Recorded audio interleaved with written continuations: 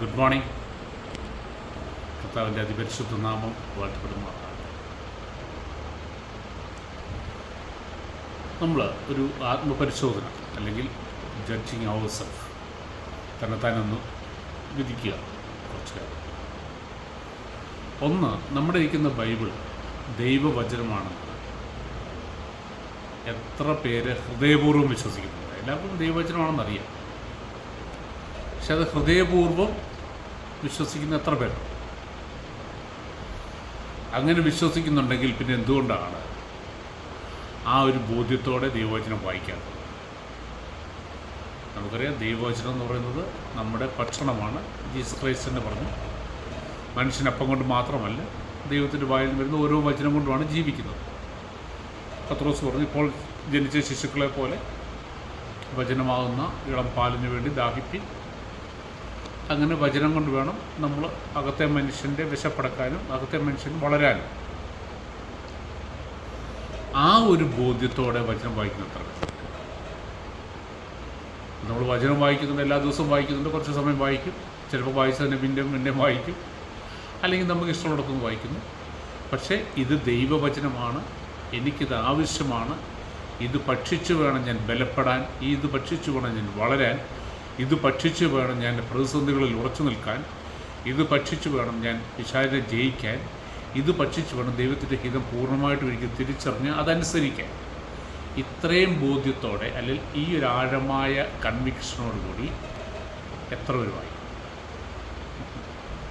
പലരും ഇത് വീട്ടിൽ തുറക്കാതെ അതിൻ്റെ മുകളിൽ ജപമാലയൊക്കെ വെച്ച് അല്ലെങ്കിൽ കട്ടിലിൻ്റെ തലയുടെ അവിടെ വെച്ചിട്ട് ഭയം സുഖമായിട്ട് കിടന്നുറങ്ങാനായിട്ട് പുതിയതുപോലെ തന്നെ കാത്തു സൂക്ഷിക്കുന്നുണ്ട്. അവരെക്കുറിച്ചല്ല ഞാൻ ഉദ്ദേശിച്ചത്. ദൈവവചനം നമുക്കില്ലാതെ ഒരു ദിവസം പോലും എനിക്കിത് ഭക്ഷിക്കാതെ അല്ലാതെ വായിക്കാൻ പറ്റാതെ എനിക്ക് പറ്റത്തില്ല. കാരണം ഇത് കർത്താവിൻ്റെ, എൻ്റെ സൃഷ്ടാവിൻ്റെ, ലോകം സൃഷ്ടിച്ച സർവശക്തൻ്റെ എന്നെക്കുറിച്ചുള്ള, എന്നോടുള്ള ഇൻസ്ട്രക്ഷൻസും എനിക്കുള്ള നിർദ്ദേശങ്ങളും എനിക്കുള്ള വാഗ്ദത്തങ്ങളും ഞാൻ മുമ്പോട്ട് പോകാനുള്ള വഴിയും വാതിലും എല്ലാമാണ് ഇതെന്നുള്ള ബോധ്യത്തോടു കൂടി നമ്മൾ വചനം വായിക്കുന്നില്ല എങ്കിൽ നമുക്ക് എങ്ങനെ പറയാൻ പറ്റും നമ്മളൊരു ദൈവ പൈതലാണ്? നമ്മൾ ഈ മിനിമം കാര്യങ്ങൾ ചെയ്ത് ദൈവത്തെ പ്രസാദിപ്പിക്കാൻ നോക്കില്ലേ? അത് പണ്ടത്തെ രീതിയാണ്, ന്യായപ്രമാണത്തിലെ ഒരു വ്യവസ്ഥയാണ്. പുതിയ നിയമം ടോട്ടലി ഡിഫറെൻ്റാണ്. ഞാൻ പല പ്രാവശ്യം പറഞ്ഞു, നമ്മൾ രണ്ടല്ല ഒന്ന്. കർത്താവ് നമ്മളിലും നമ്മൾ കർത്താവിലും. കർത്താവ് പറഞ്ഞു, നിങ്ങളെ എന്നിലും എൻ്റെ വചനം നിങ്ങളിലും വസിച്ചാൽ. അപ്പോൾ വചനത്തിന് ഭയങ്കര ഇമ്പോർട്ടൻസ്. നമ്മൾ കുറേ പ്രസംഗങ്ങൾ കേട്ടതുകൊണ്ടോ കുറേ ബൈബിൾ വായിച്ചതുകൊണ്ടോ ഒന്നും കാര്യമില്ല. ഇത് ദൈവവചനമാണ്. എനിക്ക് ജീവിക്കണമെങ്കിൽ, എൻ്റെ വീണ്ടും ജനിച്ച എൻ്റെ അകത്തെ മനുഷ്യൻ മുമ്പോട്ട് പോകണമെങ്കിൽ കർത്താവിൻ്റെ ആ പുതിയ നിയമത്തിലെ വ്യവസ്ഥകൾ, അതാണ് കർത്താവ് പറഞ്ഞ രാജ്യവും നീതിയും അന്വേഷിക്കുക. നമ്മളെല്ലാവരും പ്രാർത്ഥിക്കുന്ന പ്രാർത്ഥനയാണ്, സ്വർഗ്ഗസ്ഥനായ ഞങ്ങളുടെ പിതാവേ, അങ്ങയുടെ നാമം പൂജിതമാകണമേ, അങ്ങയുടെ രാജ്യം വരണമേ, അവിടുത്തെ തിരുവിഷ്ടം സ്വർഗ്ഗത്തിലെ പോലെ ഭൂമിയിലുമാണ്. അപ്പോൾ അവിടുത്തെ തിരുവിഷ്ടം സ്വർഗ്ഗത്തിലെ പോലെ ഭൂമിയിലുമാണെങ്കിൽ അവിടുത്തെ തിരുവിഷ്ടം എന്താണെന്ന് നമ്മൾ തിരിച്ചറിയണ്ടേ? അതുകൊണ്ടാണ് കർത്താവ് പറയുന്നത്, നിങ്ങൾ എൻ്റെ രാജ്യവും നീതിയും ആദ്യം അന്വേഷിക്കുക. ആദ്യമേ എൻ്റെ രാജ്യവും നീതിയും.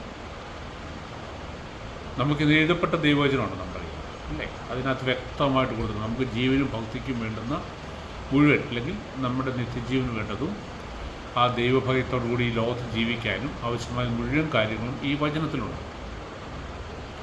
ഇത് വായിക്കാതെ നമ്മൾ അറിയുന്നത്, നമ്മൾ ഈ സ്വർഗ്ഗസ്ഥനായ പിതാവേ ചൊല്ലിക്കൊണ്ടിരുന്ന ദിവസം ഒരു 100 പ്രാവശ്യം ചൊല്ലിക്കൊണ്ടിരുന്നാൽ മതി. കർത്താവ് എങ്ങനെയാണ് പ്രാർത്ഥിക്കേണ്ടതെന്നുള്ളൊരു പാറ്റേണാണ് പഠിപ്പിച്ചത്.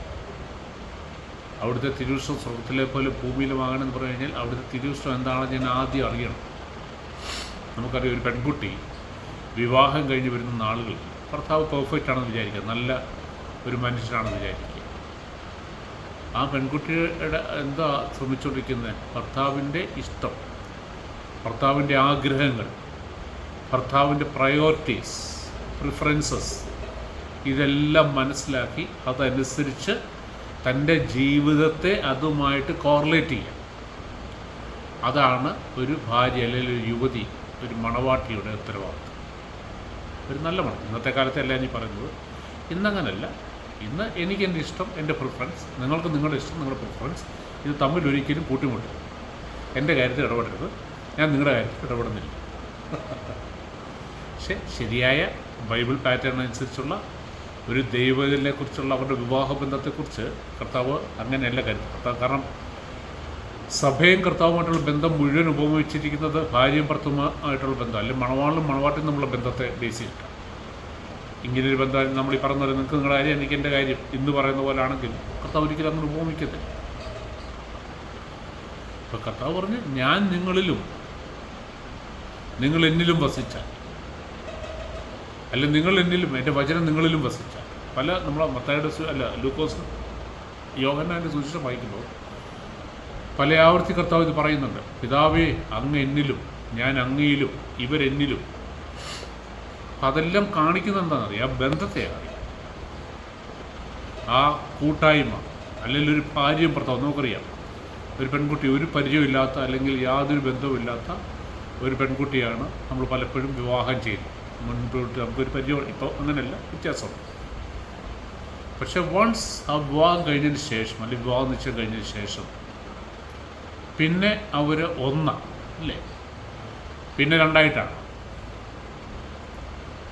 അല്ല?